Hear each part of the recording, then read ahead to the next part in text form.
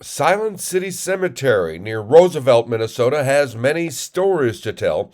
Now, thanks to the dedicated people who serve on the Roosevelt Cemetery Committee, families, historians, local residents, and others can know the names of 87 people whose previously unmarked graves kept muted. Thanks to the work of the committee and generous support of many businesses and individuals, 87 new markers have been purchased and placed to mark the previously unmarked graves in the Silent City Cemetery in Roosevelt, Minnesota. After countless hours of planning, research, fundraising, and more, their stories can now be told. Their descendants can be sure of their final resting place, and visitors can keep their stories alive as they walk the rows of graveyard speaking their names. On Sunday, August 6th, many gathered at the Roosevelt Community Center as a dedication ceremony took place, introduced by chairman of the cemetery committee, Leland Hendrickson. Bruce Minton, also a member of the cemetery committee, gave a devotional service. Bruce asked a question of those gathered, what are the stones for? In his answer, he said the stones are remembrances. We all have stones that are part of our lives, and they serve as a reminder that a special person's life. Some are elaborate, some are simple. The ones that were replaced are simple, a name, date of death, and some have a date of birth. Each stone is a story, and without one, the stories of those 87 people were not being told.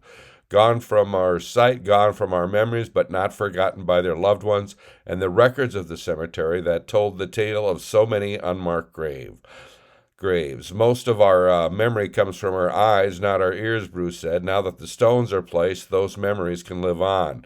Carolyn Nordine, a member of the cemetery committee, then addressed those gathered for the dedication, sharing the stories of many of those now resting with the new marker. Of those many stories with unmarked graves, there were stories of 4 young girls who inspired them. One, Hazel Boole, listed among the school records the year before, was not listed among the other students the year of her death, but no cause of death has been found. Hazel's is the first grave that could be documented to be buried in the cemetery. She died at 12 years old.